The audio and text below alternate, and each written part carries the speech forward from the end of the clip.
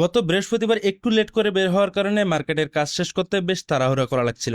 তাই আজকে বেরোইছি একদম সকাল সকাল। আর গতকাল রাতে খিলফারার ফারুক ভাই কল দিয়ে 6 পিস গ্লাস সেলফের অর্ডার দেয়। সেই সেলফগুলোই রেডি করে নিচ্ছি, সাথে চেক করে নিচ্ছি কোনোটা ফাটা আছে কিনা। আর সেলফগুলো গাড়িতে সতর্কতার সাথে ডেলিভারি করতে হয় যেন ভেঙে না যায়, যেহেতু মোটরসাইকেলে ডেলিভারি করি আমি। সাথে নয়নপুরের গ্রাম বাংলা ট্রেডার্সের অর্ডার করা 1 ইঞ্চি নিপেল, সিবিবিসি গাম, 3-4 হোস কালাম আর হাফ 1 ইঞ্চি জিআই নিপেল নিলাম। সাথে 1 কার্টন A1 এর থ্রেড টেপ নিলাম, কারণ থ্রেড টেপ বেশ রানিং একটা আইটেম, সাথে রাখলে বিক্রি হওয়ার সম্ভাবনাই বেশি থাকে। এখন রওনা দিচ্ছি হালিমা দিঘির পার হয়ে নয়নপুরের উদ্দেশ্যে। আজকে সকালের পরিবেশটা বেশ ভালোই, হালকা ঠান্ডার সাথে রোদ, একদম মনোরম পরিবেশ।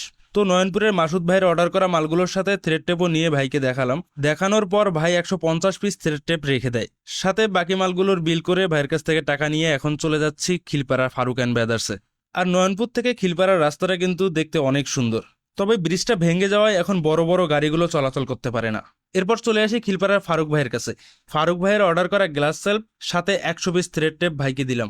গ্লাস সেলফগুলোর পাশাপাশি ভাই থ্রেড টেপটাও রেখে দেয়, তার মানে শুধু দুইটা দোকানে যেই আমি এই 250 পিস থ্রেড টেপ বিক্রি করতে পারলাম। এরপর সব সময়ের মতো ভাইয়ের সাথে চলে আড্ডা আর চা খাওয়া। তো ভাইয়ের কাছ থেকে আজকের বিলের টাকা নিয়ে চলে যাচ্ছি চাটখিলে।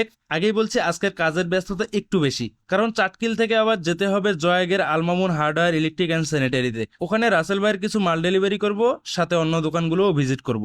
ডিলার পয়েন্টে এসে দেখি গভীর নলকূপের জন্য আমার মেঘনা কোম্পানি ক্লাস 5 ডেলিভারি হচ্ছে রফিক মামার গাড়িতে। তো এখান থেকে লিরা কোম্পানির প্লাস্টিকের রশি 1 বান্ডিল নিয়ে রওনা দেই জয়াগে। সাথে গোডাউনে রাখা আরো কিছু মালামাল ছিল। তো জয়াগে যাওয়ার সময় দুপুর টাইমের এই রোদটা আর এখন আর ভালো লাগছে না, কারণ এখন একটু গরম বেশি লাগছে। তো জয়াগে এসে রফিক ভাইয়ের অর্ডার করা মালগুলো ভাইকে বুঝিয়ে দিয়ে শুরু হয় রফিক ভাইয়ের সাথে বেচা বিক্রির কথাবার্তা। এখানে আসলে বিভিন্ন বিষয় নিয়ে ভাইয়ের সাথে অনেক আলাপ আলোচনা হয়। এর মধ্যেই ভাইয়ের মালের বিল রেডি করে দেই, ভাইয়ের থেকে আজকের বিলের টাকাও কালেকশন নেই। আজকে রফিক ভাইয়ের ব্যস্ততা একটু বেশি থাকায় আজকে একটু তাড়াতাড়ি এখান থেকে বিদায় নিয়ে চলে যাচ্ছি চাটখিলের উদ্দেশ্যে। আল্লাহ হাফেজ।